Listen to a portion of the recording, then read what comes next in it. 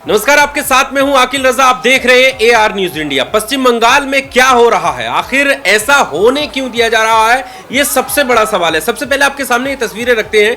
इन तस्वीरों को आप देखिएगा और याद करिएगा कि गृह मंत्री अमित शाह अपनी रैलियों में किस बात को लेकर जोर दे रहे थे। वो कह रहे थे कि 4 मई के बाद से टीएमसी के गुंडों को उल्टा लटका करके सीधा कर दिया जाएगा। लेकिन सवाल यह है कि ये टीएमसी के दफ्तरों पर और उनके नेताओं पर और जगह जगह पर धार्मिक नारों के साथ ये उत्पात कौन मचा रहा है, कौन इस बात की इजाजत दे रहा है और ये कौन सी पार्टी के गुंडे हैं जो ऐसा कर रहे हैं। क्या भारतीय जनता पार्टी की जीत के साथ ही इस बात की भी अनुमति मिल गई है कि अब आप अराजकता फैला सकते हैं, आप गुंडागर्दी कर सकते हैं। सबसे पहले जो तस्वीर आप देख रहे हैं, इन तस्वीरों को आप देखिएगा। इस वीडियो में जो नारे लग रहे हैं दोस्तों, उन नारों को लेकर क्या कुछ कहा जा रहा है। एक ट्वीट आपकी स्क्रीन पर रखते हैं, इस ट्वीट को आप देखिएगा। मिनल सुल्तान लिख रही है कि पश्चिम बंगाल में ये आतंकवादी लोग जय श्री राम का नारा लगाकर तोड़फोड़ और आगजनी कर रहे हैं। 2014 के बाद से मुझे समझ नहीं आ रहा है कि जय श्री राम का नारा धार्मिक है या आतंकी है। इसके आगे राजीव निगम कॉमेडियन है, वो लिख रहे हैं कि ये है जय श्री राम का नारा, ये कहीं से धार्मिक लग रहा है, अराजकता का पर्याय बना दिया गया है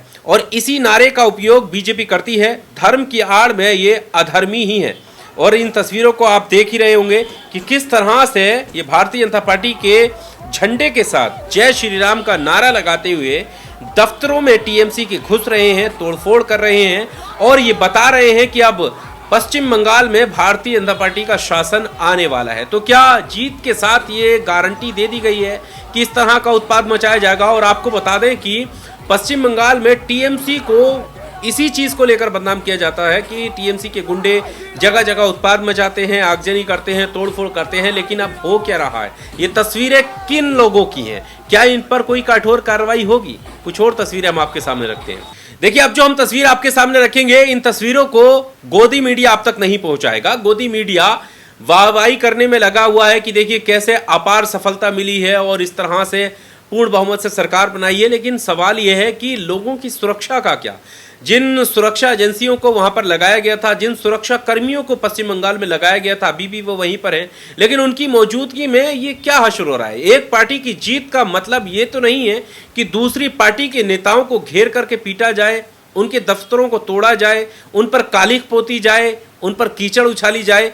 ऐसा सर्टिफिकेट तो नहीं मिल गया इस जीत के सर्टिफिकेट के साथ। ये तस्वीर आप देखिएगा, ये तस्वीर बताई जा रही है जहांगीर खान की। जहांगीर खान वही जो काफी चर्चा का विषय रहे, टीएमसी के नेता हैं। टीएमसी नेता जहांगीर खान के पार्टी कार्यालय में तोड़फोड़ हुई है, ये वहां की तस्वीरें हैं। सोचिए, अभी पश्चिम बंगाल में चुनाव को 24 घंटे भी नहीं हुए हैं और इस तरह की तस्वीर आ रही है। यहाँ पर देखकर ऐसा लग रहा है कि ये भारतीय जनता पार्टी का दफ्तर है और वहां पर भारतीय जनता पार्टी के कार्यकर्ता जश्न मना रहे हैं। लेकिन दरअसल ये टीएमसी का दफ्तर है और ये दफ्तर जहांगीर खान का है, जहां पर लोग चढ़ गए हैं। क्या संविधान ये इजाजत देता है इनको कानून हाथ में लेकर इस तरह का ये उत्पाद मचा रहे हैं? इन पर कार्रवाई क्यों नहीं हो रही है। और इतना ही नहीं दोस्तों, बीजेपी वर्कर तो कर ही रहे हैं, लेकिन इसमें शामिल, जैसे कहते हैं ना कि माहौल को बिगाड़ा जाता है, बच्चे अपने बड़ों से सीखते हैं। इन तस्वीरों को आप देखिएगा, हाथ में भारतीय जनता पार्टी का झंडा है, छोटे छोटे बच्चे हैं, शायद इन्हें पता भी नहीं है कि ये क्या कर रहे हैं, लेकिन ये ऐसा कर रहे हैं